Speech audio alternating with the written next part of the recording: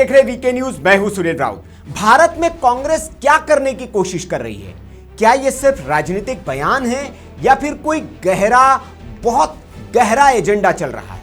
आज दो खबरें सामने आई हैं, दोनों अलग अलग जगहों से, लेकिन दोनों मिलाकर एक ही तस्वीर दिखाती है। कांग्रेस का सनातन विरोधी, समाज तोड़ने वाला एजेंडा। पहली खबर तेलंगाना से और दूसरी खबर लोकसभा से, और दोनों को जोड़कर अगर देखें तो साफ दिखता है कि कांग्रेस किस दिशा में बढ़ रही है। तेलंगाना के मुख्यमंत्री रेवंत रेड्डी कांग्रेस का बड़ा चेहरा है, लेकिन बयान ऐसा कि पूरा देश सन्न रह गया। एक कार्यक्रम में रेवंत रेड्डी कहते हैं, हिंदू कितने भगवान मानते हैं? 3 करोड़। कुंवारों के लिए अलग भगवान, 2 बार शादी करने वालों के लिए अलग, शराब पीने वालों के लिए भी एक भगवान। एक तरह से रेवंत रेड्डी ने हिंदू धर्म को मानने वालों का मजाक उड़ाया, उनके भगवानों का मजाक उड़ाया। अब जरा सोच के देखिए, क्या रेवंत रेड्डी इस्लाम के मानने वालों या इस्लाम के जो भगवान है उन पर इस तरह की बोलने की हिम्मत कर पाएंगे, या किसी और धर्म पर बोलने की हिम्मत जुटा पाएंगे? बिल्कुल नहीं। लेकिन रेवंत रेड्डी बड़े ही आसानी से हिंदू धर्म के भगवानों को मॉक कर गए और पूरी कांग्रेस इस पर मौन है। इस बयान के बाद बीजेपी, बीआरएस दोनों ने साफ कहा, यह हिंदू आस्था का अपमान है, मजाक है और कांग्रेस की मानसिकता का आईना है। केंद्रीय मंत्री बंदी संजय बोले, कांग्रेस हिंदुओं से नफरत करती है, एआईएमआईएम के आगे झुकती है और हिंदू भावनाओं को कुचलने में पीछे नहीं रहती है। आपको बता दें कि यह वही रेवंत रेड्डी है, कुछ दिनों पहले यह कहते हुए पाए गए थे कि कांग्रेस का मतलब ही इस्लाम है, मुसलमानों के लिए बनी हुई पार्टी है। एक तरफ से यह कहते हुए रैली में दिखाया गया था कि मुसलमान इज इक्वल टू कांग्रेस और कांग्रेस इज इक्वल टू मुसलमान। अब सवाल उठता है, रेवंत रेड्डी सिर्फ फिसले या फिर एक कांग्रेस की उस सोच का हिस्सा है जो बार बार हिंदू आस्था पर चोट करती है, या फिर ये राहुल गांधी के डिजाइन का एक नमूना है? ये सवाल सुधांशु त्रिवेदी ने भी पूछा।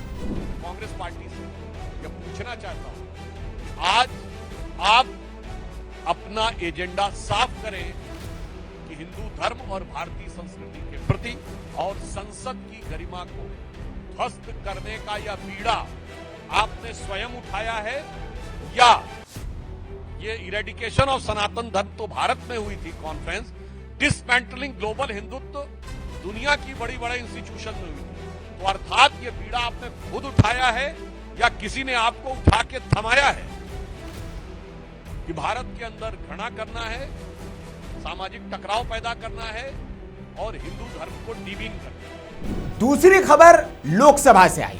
कांग्रेस सांसद गोवाल कागदा पड़वी, ये महाराष्ट्र से आते हैं, संसद में खड़े हुए और उन्होंने कहा, आदिवासियों को हिंदू मत मानिए, उन्हें अलग धार्मिक मान्यता दीजिए। और इसके लिए 1931 की अंग्रेजों वाली जनगणना का उन्होंने हवाला दिया। मैं इस सदन को याद दिलाना चाहता हूं कि 1931 के जनगणना में दौरान जब देश ब्रिटिश शासन में था, तब जिन्हें हम आज गर्व से एसटी यानी आदिवासी कहते हैं, उन्हें अलग श्रेणी ट्राइबल के अंतर्गत गिना गया था। और ये श्रेणी हिंदू, मुस्लिम, ईसाई, सिख, जैन, बौद्ध, पारसी और यदुई जैसे प्रमुख धर्मों के साथ बराबरी से सूचीबद्ध थी। उस जनगणना में 82,50,000 से ज़्यादा आदिवासियों को अलग दर्जा दिया गया था, और साथ ही ये भी कहा गया था कि आदिवासियों की विशिष्ट सामाजिक, सांस्कृतिक, आध्यात्मिक पहचान किसी अन्य संगठित धर्म के साथ समाहित नहीं होती है। मैं आपको ये भी बताना चाहता हूँ कि कॉन्स्टिट्यूशनल ऑर्डर 1950 में भी ये कहा गया है, एज वेल एज कार्मिक एवं प्रशिक्षण विभाग डीओपीटी की गाइडलाइंस के दिशा निर्देशों के भावना के भी विरुद्ध है, जो स्पष्ट रूप से कहता है कि अनुसूचित आदिवासी की स्थिति धर्म से स्वतंत्र है।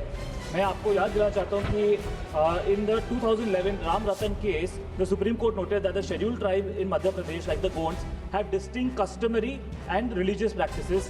Their customary laws govern their social life and not the codified laws. In 2020 also, the Supreme Court made an observation regarding separate Sarna religious code for the Adivasis. The union government has acknowledged in affidavits that many tribals don't identify as Hindu but as Sarna followers or traditional animists. In 2021, the Orissa High Court also confirmed and requested the government to adopt a separate Sarna religion for the census and tribal faith. मैं सरकार से ये मांग रखना चाहता हूँ कि census हो या फिर सरकारी मैं ये मांग करता हूँ कि ट्राइबल या आदिवासी को जनगणना प्रपत्रों और सभी सरकारी अभिलेखों में एक वैध और अलग धार्मिक श्रेणी के रूप में मान्यता दी जाए, ताकि हमारे आदिवासी भाई बहनों की पहचान कभी भी कमजोर तरीके से प्रस्तुत ना की जाए। भारत सरकार से आग्रह करता हूं कि हम अपने संविधान की भावना का सम्मान करें और आदिवासियों को सांस्कृतिक विलुप्ति से बचाएं और अपने उन पूर्वजों की विरासत का सम्मान करें। धन्यवाद माननीय सदस्य। हमारे अब यही से कांग्रेस का असली एजेंडा सामने आता है। फूट डालो, समाज तोड़ो और वोट बैंक बनाओ। सोशल मीडिया पर जनता इस बयान को सुनते ही भड़क उठी है। लोगों ने 3 बड़े सवाल खड़े किए। Point number 1, English divide and rule की रीलोड क्या यह है? उन्होंने पूछा कि जैसे 1931 की जनगणना का हवाला दिया गया, वही नीति जिसने देश को बांटा, वही आंकड़े जिनके जरिए अंग्रेजों ने हिंदुओं को धर्म जाति में तोड़ा, उसी दस्तावेज को कांग्रेस फिर से जीवित करना चाहती है। लेकिन लोगों ने कांग्रेस को आईना भी दिखाया, कुछ सबूत भी दिखाया और बताया कि इतिहास बताता है कि 1941 में वही आदिवासी दोबारा हिंदू श्रेणी में वापस जोड़ दिए गए थे। तो फिर कांग्रेस किसके एजेंडे पर चल रही है? पॉइंट नंबर 2, आदिवासी हिंदू नहीं है। फिर रामायण क्या कहती है? कांग्रेस कहती है आदिवासी अलग धर्म है। लेकिन सवाल यह है कि फिर शबरी कौन थी, केवट कौन थे? वनवासी समुदाय राम के साथ क्यों खड़े थे? प्रकृति पूजा को हिंदू धर्म से अलग बताना या तो अज्ञान है या जानबूझकर की गई विभाजनकारी राजनीति। पॉइंट नंबर 3, क्या यह सांस्कृतिक नरसंहार की स्क्रिप्ट है? अगर आदिवासियों को अलग धर्म मान लिया गया तो मिशनरियों को खुली छूट मिल जाएगी। आदिवासी क्षेत्रों में छत्तीसगढ़ हो, झारखंड हो या बाकी जहां पर आदिवासियों की बहुलता है, मध्य प्रदेश हो, उन जगहों पर ईसाई मिशनरियों ने क्या आतंक मचा रखा है, ये किसी से छिपा नहीं है। चावल की बोरियां देकर इन गरीब आदिवासियों के धर्म को इनको धर्मांतरित कर दिया गया और इनके रिचुअल्स को, ट्रेडिशन को तोड़ मरोड़ दिया गया।